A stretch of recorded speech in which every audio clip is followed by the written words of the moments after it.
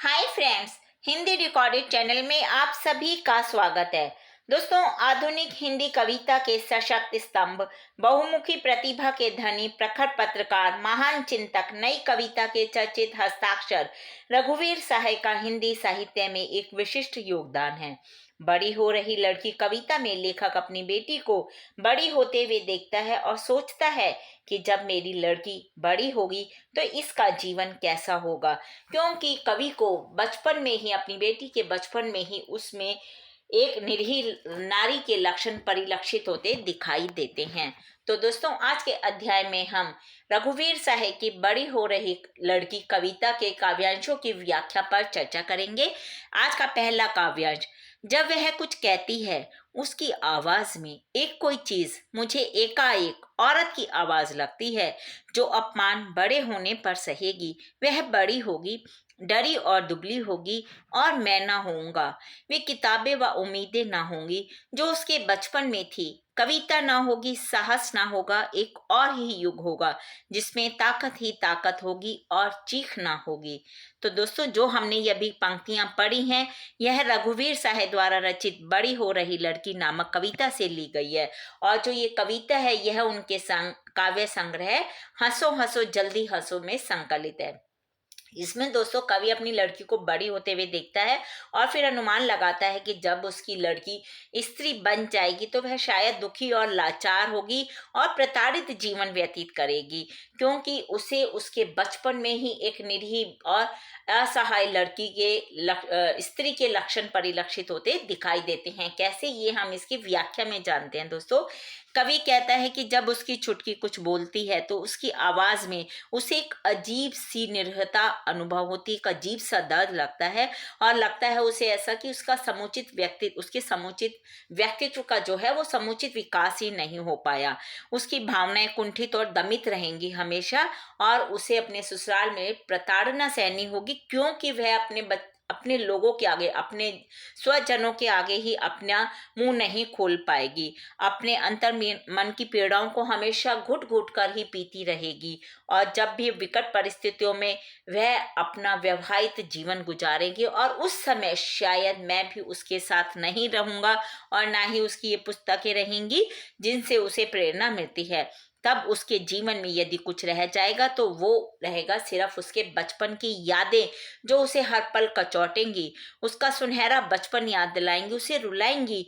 और उस समय स्थितियां इतनी बदल चुकी होंगी कि काफी स्थितियां बदल चुकी होंगी, और उस युग में शायद ताकत का ही बोलबाला होगा, और इसलिए वो खुलकर रो भी नहीं पाएगी।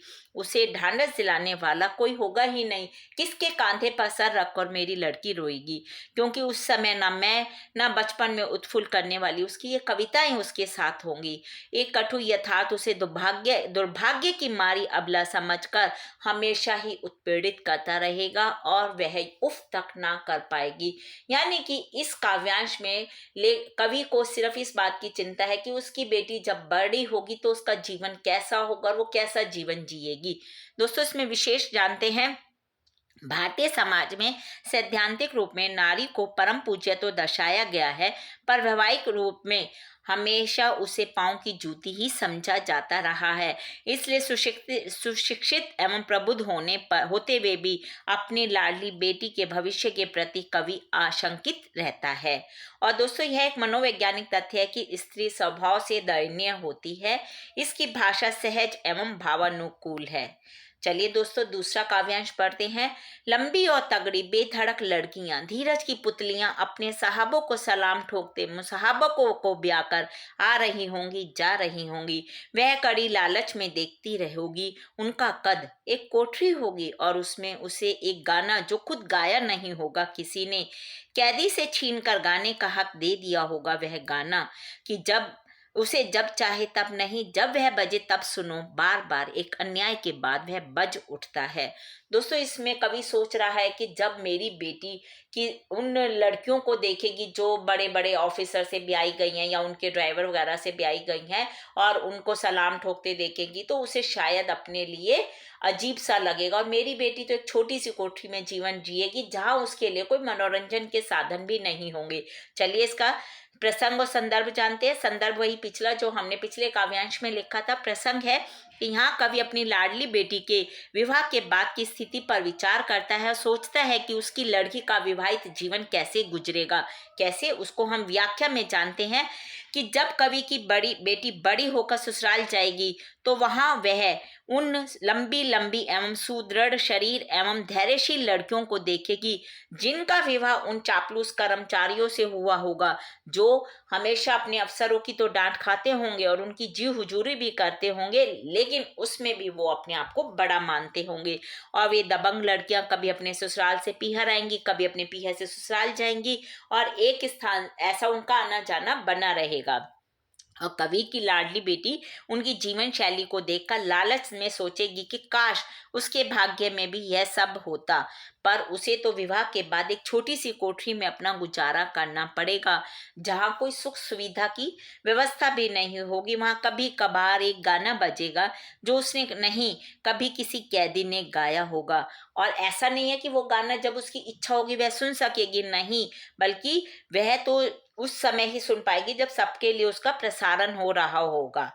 जब कभी उस पर अत्याचार होगा, उसके साथ अन्याय होगा, तो शायद वह गाना बजेगा। यानी कि कवि को लगता है कि उसकी बेटी अपनी मर्जी से अपना मनोरंजन भी नहीं कर पाएगी। विशेष है, कवि ने यहाँ मनुष्य के दोहरे चरित्र को उद्घाटित करने का सार्थक प्रयास किया है कि किस प्रकार चापलूस लोग अपने साहबों के तलवे चाट कर आते हैं और फिर बाहर किस अकड़ के साथ चलते हैं। केवल डील डॉल वाली स्वस्थ लड़कियों को ही बुद्धिजीवी पति मिल सकते हैं, ऐसा कवि का मानना है। और विवाहित लड़की को अपनी ससुराल में मन महसूस कर रहना पड़ता है। वह अपनी इच्छा अनुसार रेडियो या टेलीविजन से अपना मनोरंजन तक नहीं कर सकती और इसकी भाषा भी सहज, सरल एवं भावानुकूल है।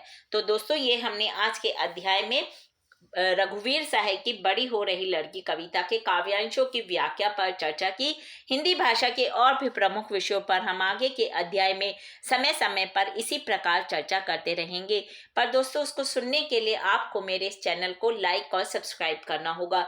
दोस्तों, आज का जो ये अध्याय है, हमने काफी समय बाद मैंने आपके साथ चर्चा की है। आगे मेरी कोशिश रहेगी कि मैं समय समय पर हिंदी भाषा के प्रमुख विषय आपके सामने प्रस्तुत करती रहूं, हम उन पर चर्चा करते रहें। तो चलिए दोस्तों, आपका दिन शुभ हो। धन्यवाद दोस्तों।